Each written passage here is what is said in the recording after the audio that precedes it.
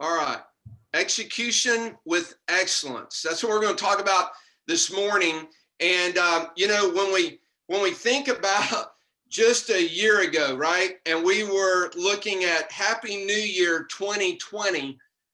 Oh my goodness, right? Never in our wildest imagination, right? Would we have could we have ever even believed what was going to happen in 2020? We had no idea of what we were in store for in 2020, did we? We could not have imagined businesses closing, right?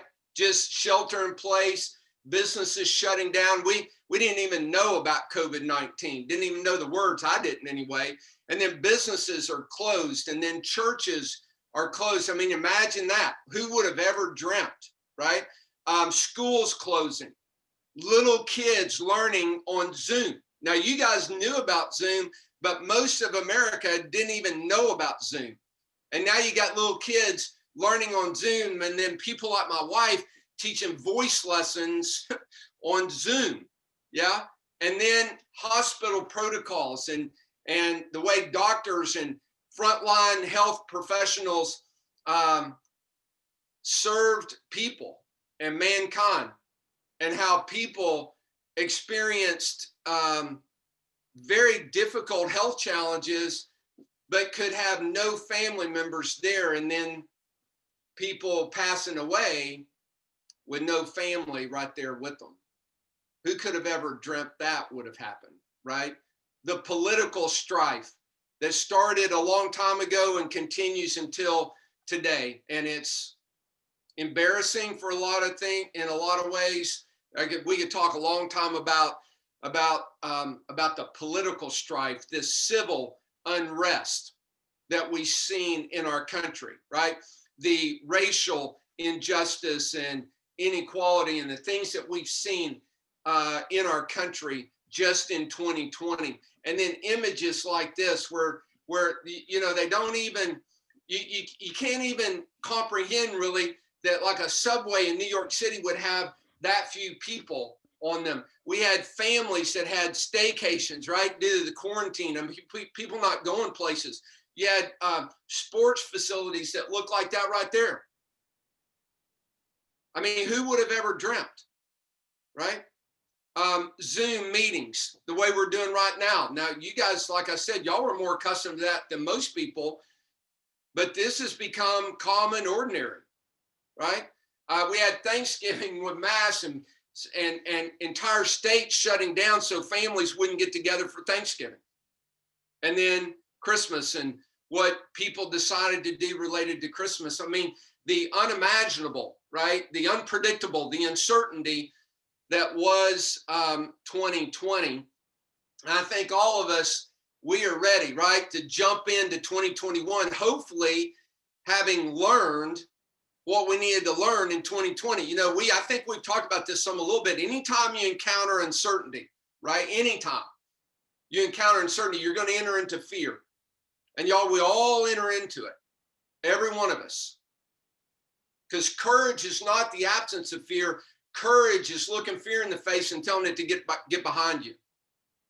That's courage. And we have to, with courage, go through that fear zone, get into what are we supposed to learn, and then grow through it.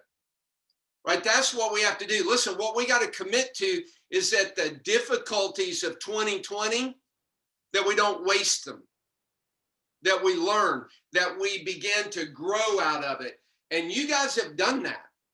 I mean, you don't achieve what you've achieved in 2020 without having gone through the fear zone, into the learning zone, and then into the growth zone. You just don't do it. What, 50% increase in sales?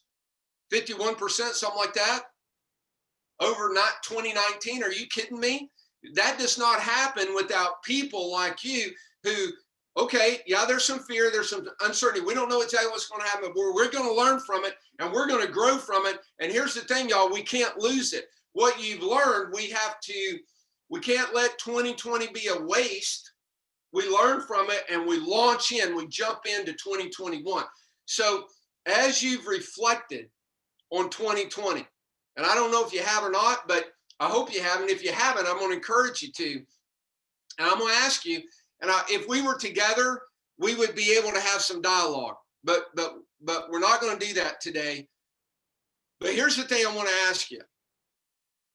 What was good about 2020?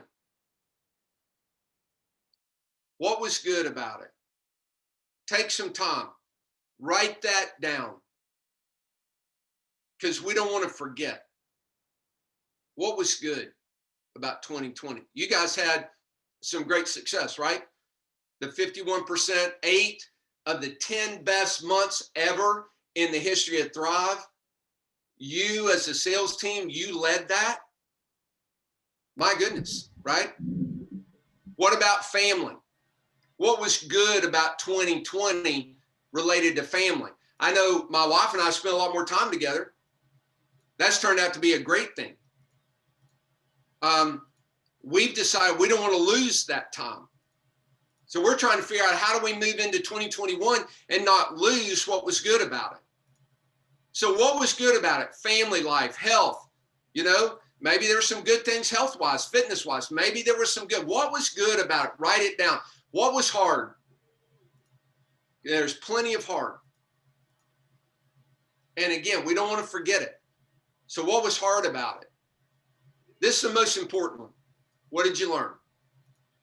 What did you learn in 2020 that you don't want to forget? It's going to shape 2021 that makes sure we don't waste the difficulties of 2020. How are you a better family member, friend, leader, coworker? Write these things down, y'all. Take ownership of that, will you? Take personal responsibility. Write this stuff down. Take a picture of this and write your answers. It will position you as we move into 2021 at a better place. Because now we got to decide, okay, what are we going to accomplish in the first quarter, right? 2021, 12 weeks at a time. Some of you already know what I mean by that. Some of you will know in a little bit, but we're going to approach it 12 weeks at a time. We don't look at the entire year. What we kind of do, and we kind of look at, okay, what do we want to accomplish this year? But then we break it down into 4 bite-sized segments, right? What are we going to accomplish the first 12 weeks of the year? And I know a quarter is made up of 13 weeks, but you use the 13th week to reevaluate and to set goals moving into the next quarter. But decide, what are you going to accomplish, y'all? We got to get that written down. And it needs to not just be about work. It does need to be about work. It needs to be about the priorities in your life. And I don't know what those are. For me, I've told you mine: faith, family, fitness, finances. Those are our 4 priorities. And so we set goals within each priority for each 12 weeks. So I want to encourage you, write that stuff down.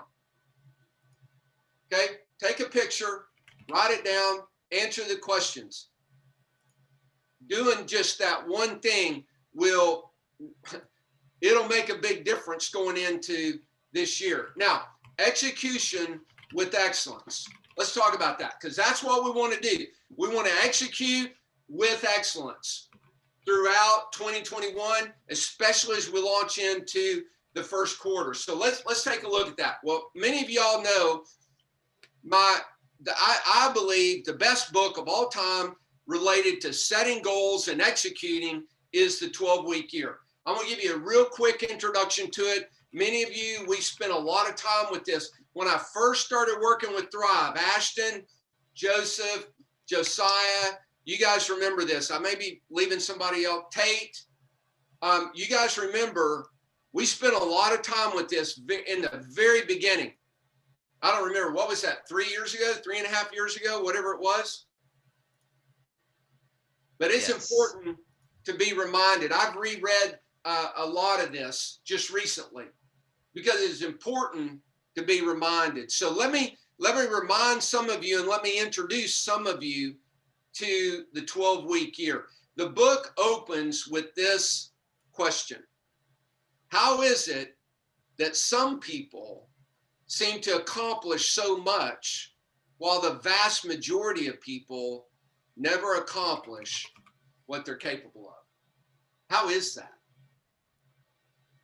if we could fully tap our potential, what might be different for us? How would our life change if each and every day we performed up to our full potential? What would it be? What would be different 6 months, 3 years, 5 years down the road if every day we were at our best? What if, y'all? Give yourself permission to think about this. Give yourself permission to think, you know what? I could perform at my best more than I am right now. Even in the midst of you as a team selling 51% more than you sold the prior year, even in the midst of that and in the midst of COVID, doing it with all the uncertainty, all the unimagined, all of that, you still did that. Well, guess what? Better never stops, right? I know, Joseph, that's your favorite phrase. Better never stops. But y'all, listen, embrace that. What if? Ask, what if? And it's not so much about, yes, it's about the team, but it's also about each individual on the team. Y'all, what if every one of you just improved a little bit this year? It's not about comparing yourself to other people. Please don't do that, because that's a very dangerous game. We've talked about that before, because when we compare ourselves to other people, what we end up doing is we compare our insides to their outsides. And you know what? Our insides rarely do well when compared to other people's outsides, because we, especially in America, we become really good about putting on the outside, that we want people to think we are, that we believe we got to act a certain way, be a certain person to garner the respect and the appreciation and the acknowledgement and the recognition. So we put on this front, and then other people, they're comparing their insides to our outsides, and we don't compare well. So it isn't about how you compare to each other. It's about, are you getting better for yourself? What did you sell last year, and what kind of growth do you need and want from that?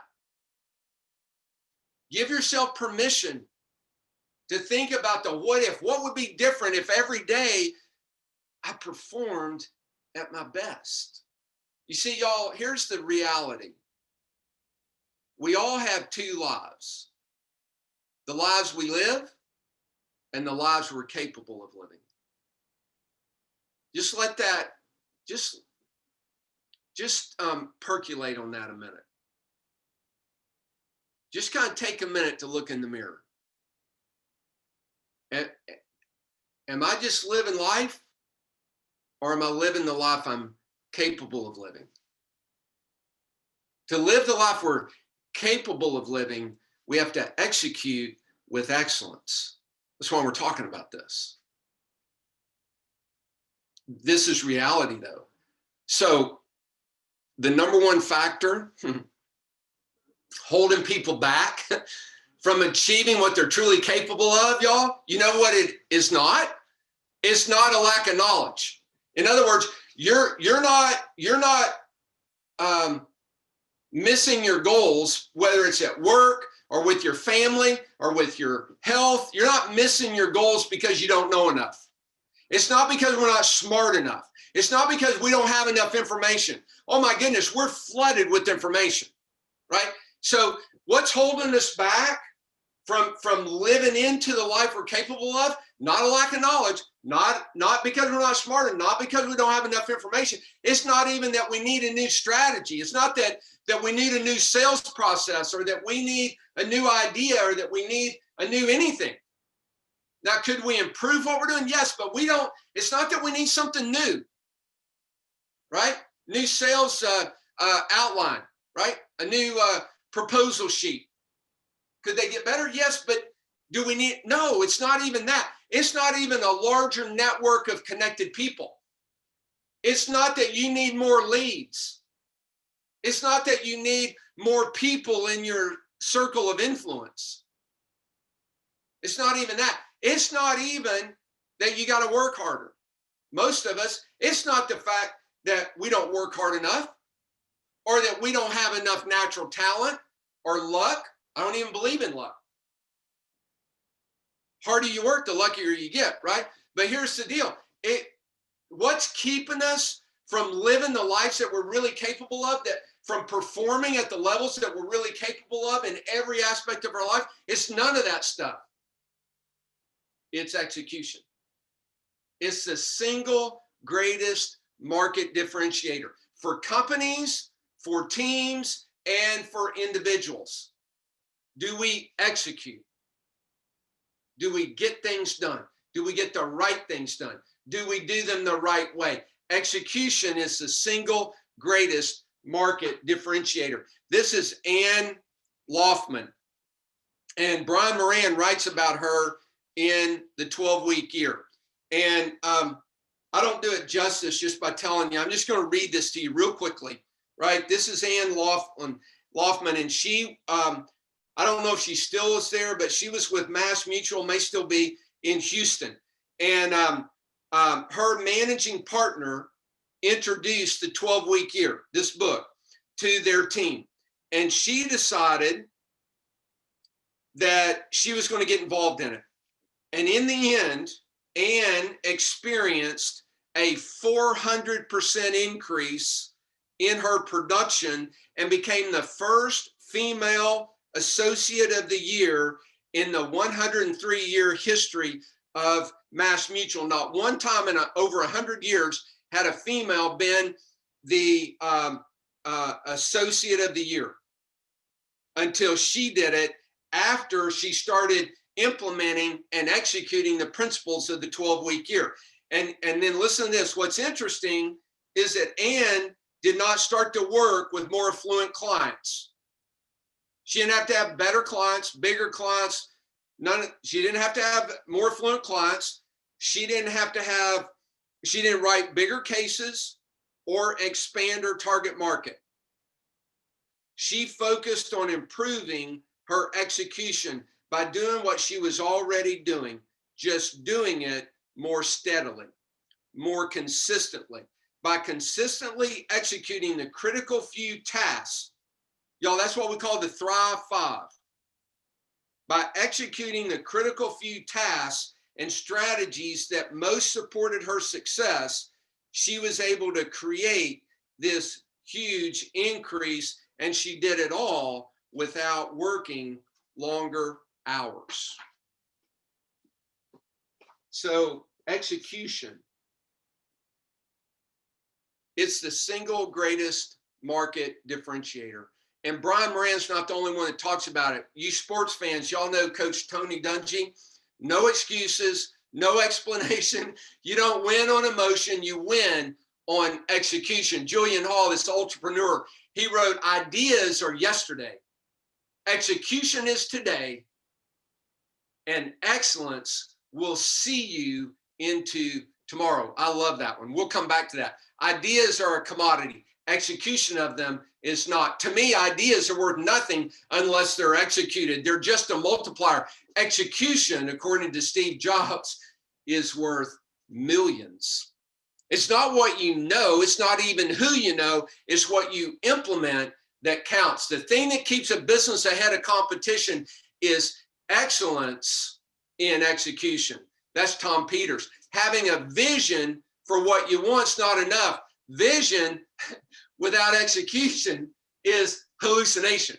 I love that one, right? So take a look at these two, because they're closely connected. They connect excellence with execution. Execution leads to excellence, and that's what sees us into tomorrow, right? So execution with excellence. We may spend more time with the 12-week year. I'll talk with Josiah about that a little bit, but execution, y'all, get the 12-week year. Start dissecting it. Team leaders, you might want to get it and start going through it with your team, right? Know the goals, know the what ifs, and we already have the critical few, the vital few actions, right? The Thrive Five. And so, and evaluate that, right? It may need to change a little, but if somebody's doing the Thrive Five consistently every day, they ought to be performing. They ought to be seeing results. And if they're not, we may need to adjust the Thrive Five. But anyway, execute with Excellence. Now, what is excellence? Now, we all kind of know excellence, but I thought, well, I'll just see what I can learn about excellence. So here's the definition out of the dictionary: the quality of being outstanding, extremely good, very good, of its kind, eminently good, first class. That's excellence. Now, y'all, is there anything about that we don't like?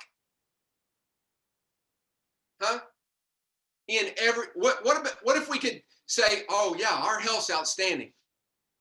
Oh yeah, our family, man, we're outstanding. My marriage, yeah, man, it's good, eminently good, first class. My sales results, right? Excellence. It's something that is not perfection. Y'all, we don't mistake that, right? Because that's impossible. We're all just human beings, right? But excellence, execution with excellence, that's doable, right? Excellence, what you strive for when you believe in what you're doing. And the value of what you do warrants the persistent commitment to its betterment. Okay, so what's this mean? Well, look, excellence, there's this connotation of excellence that goes with doing things of value, doing things that make a difference, doing things that are important. For instance, we don't usually describe, oh yeah, that guy, he's an excellent robber. Oh, that person, she is excellent at manipulating. Oh, that person, they are excellent at being at not being truthful. We don't usually ascribe the word excellence to things that are not right and good and positive and of value, right? So excellence is about doing something of value that you really believe in. Because without that, you're not going to have the persistent commitment to become excellent at it, right? We talk about that. Selling at the speed of trust, right? So excellence is striving for that which you believe in, that has value, that warrants the persistent commitment to it. When you understand the kind of difference you can make for your those prospects that you're talking with, when you understand the kind of difference you can make for them, it will deepen your conviction, and it will give you the energy to continue to persist and get better and better and better. And that's where excellence comes from. Look at this one. Next to integrity and respect, excellence is the third most popular core value at Fortune 500 companies. Y'all, some call it quality, some call it performance, but the theme is the same. Look at this: a commitment to being the best, to delivering the best. I mean, when people think about digital marketing and they think about Thrive, don't you want them to think, oh yeah, they're the best at it. They deliver the best service. Don't we want to be great parents? Don't we want to be great spouses? Don't we want to be great friends? Don't we want to execute friendship and excellence? It's not limited to the work. You get that, right? We execute with excellence. Excellence is being good at a good thing. There it is again. It means that you strive to be the best you can be and do the best you can do. Excellence reflects moral virtue and therefore strives toward what is positive, what is valuable, what is praiseworthy. Excellence. Excellence. It's a great word, right? So what are some good books on excellence? Well, I'm going to give you 3 of them, good to great. Y'all, this was written by Jim Collins, early 2000s, like 2001, I think. Here's what they did. He had a team of people, and they studied the stock market, and they were looking for companies, and they looked at Fortune 500 companies. There were 1,435 of them. And they were looking for companies that had performed at the standard market value, either at that or below it, for 15 years. And then there was a certain point in time after which those companies outperformed the standard market value by 3 times or greater for 15 years. So 15 years, they rocked along at or below average.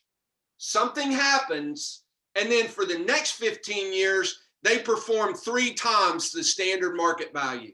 Wow. That's interesting, isn't it? You know how many companies they found out of 1,435? 11. 11 companies, all they found. And they started studying those 11 companies. And here's what they found. I'm going to give you two things real quick. Greatness is not a function of circumstance. Greatness, it turns out, is largely a matter of conscious choice. That's one of those phrases, y'all, that we don't always like to hear, right? Like, better never stops, like we succeed on purpose, like the speed of the team is determined by the speed of the leader. We don't always like to hear the attitude is a choice. We don't always like to hear those phrases because that means we have to take more personal responsibility than we really want to. But the reality is they're true whether we like them or not. And this is one of them. Greatness is largely a matter of conscious choice. It's not a factor of circumstance. In other words, these 11 companies, they weren't all in the same industry. There were companies, other companies in the very same industry, they did not just outperform the market, they went below the market. So it's the same for us as individuals. It's a matter of conscious choice.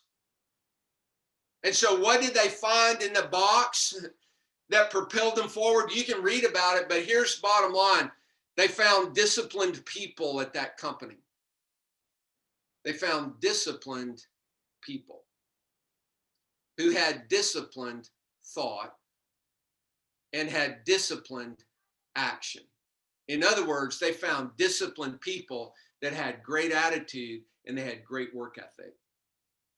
It wasn't that they had all this talent, right? We've talked about that. I've got a video that you guys can watch about this very thing. It's about attitude and effort. And it's not about talent, right? You can take somebody who's got a huge talent, but they got terrible attitude and effort. They're going nowhere. In fact, they're going to be a huge disappointment. And for leaders, it's really frustrating because we see all this potential. We see all this talent.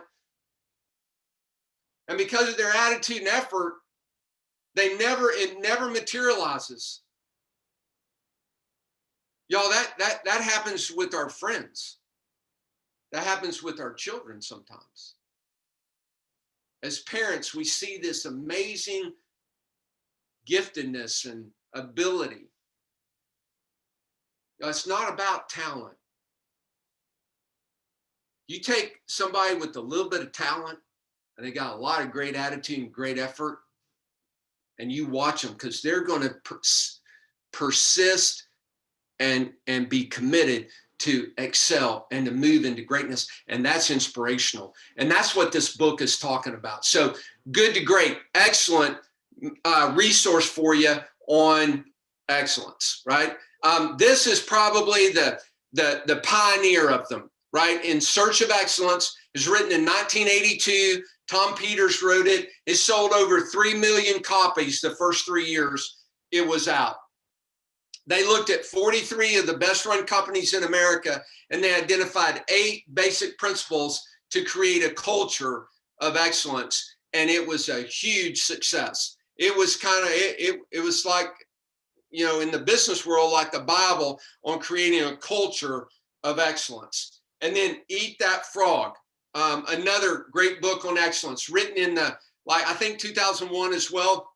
21 great ways to stop procrastinating and get more done in less time. So if you're a procrastinator, you might want to get that book because it speaks specifically how to stop and get more done in less time. So some excellent resources on excellence. So what is excellence? Let me just offer a few things. Excellence is next level competence. It's competence, but at the next level. Excellence is connected to character, which is about integrity and intent. right? That's what excellence is connected to character. It's connected to our integrity and our motives, our intent. Remember, we sell at the speed of trust. Now, y'all unmute. I am going to ask you to unmute on this. Okay, so somebody tell me this. Trust is built quickly with what? Character. Character and Competence. competence. Thank you. Character and competence. That's how we build trust, and we build it quickly, right? We've talked about that a ton, and I hope you know that. I hope you see it, right? It's connected to execution with excellence. Character and competence, it builds trust. So execution with excellence is doing the things we believe in with next level competence and with the right motives. That's what it's about. Now, why is it important? Well, hopefully you're already getting that, right? When we don't change our life trajectory without execution. We just don't.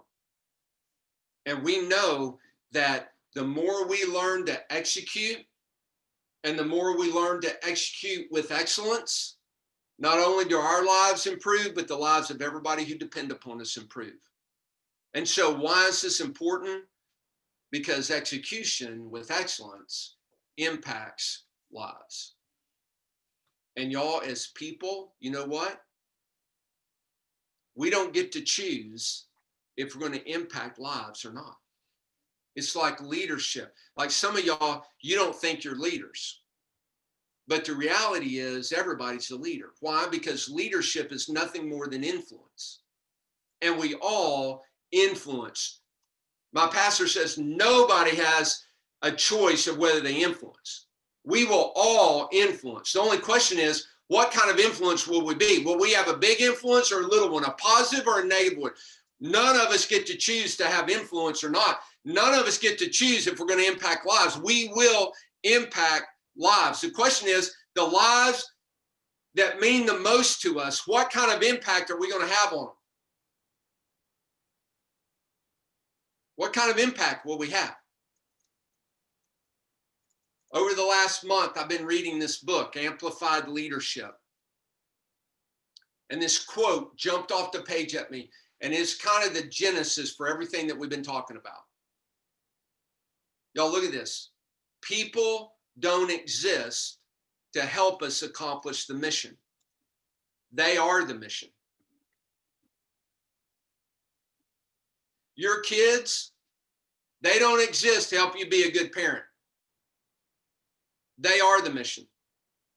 Your spouse, they don't exist to help you be a good spouse. They are the mission.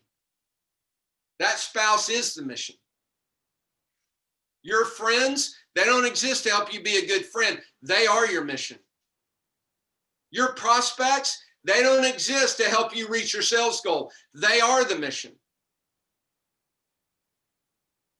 Your clients, they don't exist to help thrive, stay in business. They are the mission.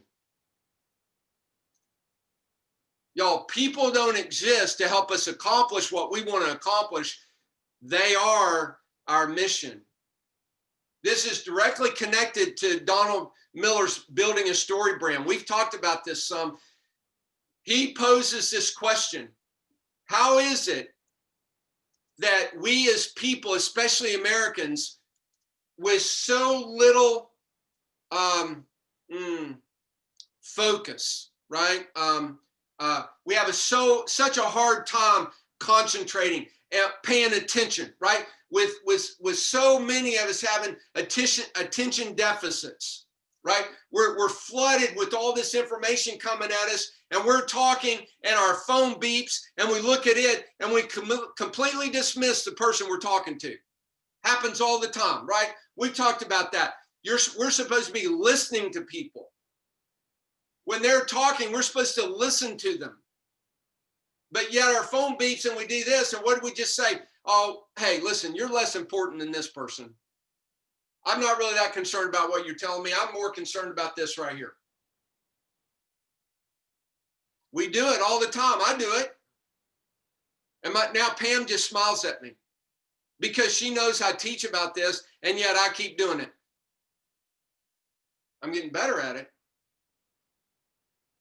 But with the lack of ability to listen, with the lack of attention that we can give things, how is it that we can go to a movie and we can sit there captivated for 2 hours and we don't even look at our phone? We don't worry about anything because we're engrossed in this story.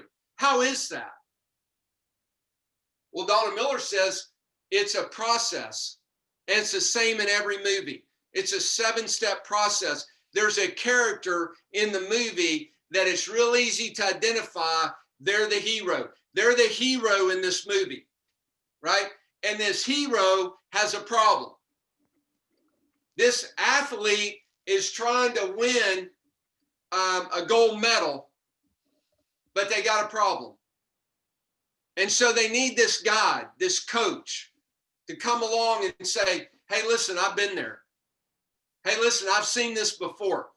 Hey, listen, that hurdle, it looks really big to you, but here's how we're going to get around it. And the guide and the coach gives them a plan. He says, look, this is how we're going to do it. And the athlete and the hero, they get started on it, but then they lose focus and other things happen, and we have to call them back to action. The guide, the coach, you have to call them back to action so that the hero can avoid failure and achieve success. Guess what, y'all? As a friend to other people, you're not the hero. As a parent with your kids, you're not the hero. As a salesperson with your prospect, you're not the hero. It's not about you. If it is, you're on the take, not on the give. The more we learn that we're not the hero, we're the coach, we're the guide. We got this prospect and they're trying to do this and they need digital marketing to help them get there. Hey, listen, I recognize the problem. I recognize where you're trying to go. And guess what? We've been able to help these people and these people and these people. We've been able to do that. And so we have this guide. We've been able to help ourselves do this. And so we know how to do it. And here's the guide and here's the plan. And now we're going to call them to action and they avoid failure and win success. That's what you do, y'all. But the problem is sometimes we put ourselves in the wrong spot. There can only be one hero. When we execute with excellence, we impact lives, but we have to realize who we are. We're the guide. We're the coach.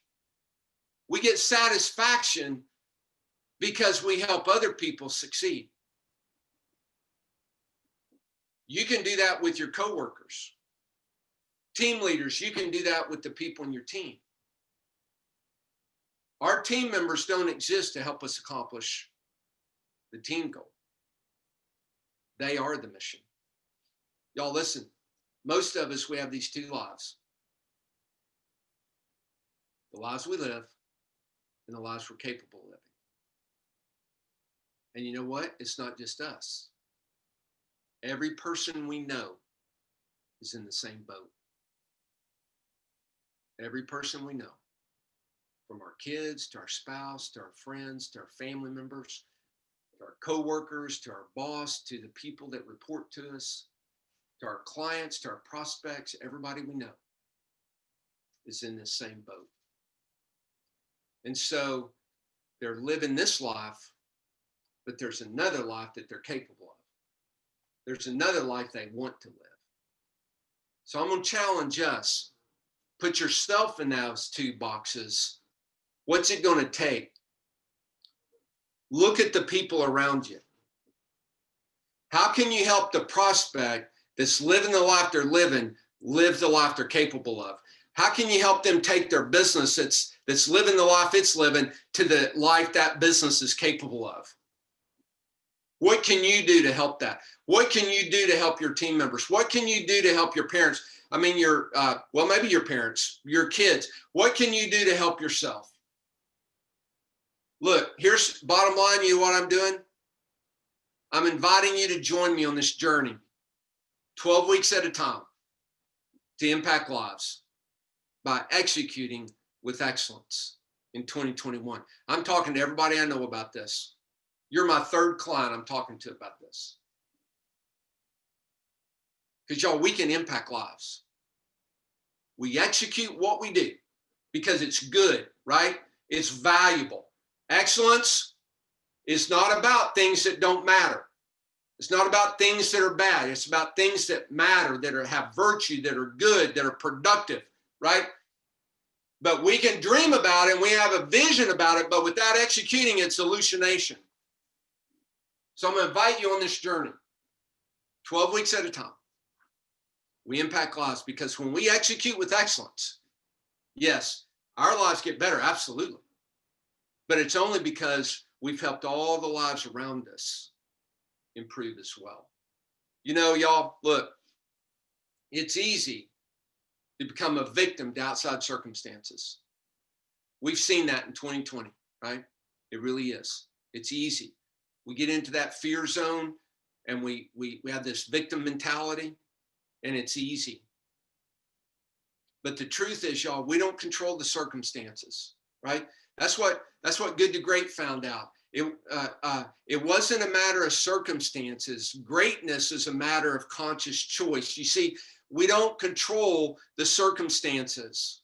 Quit looking at how big the circumstances and start thinking about all the resources you have to overcome the circumstances. Because the only things we control are the way we think and the way we act, our attitudes and our effort.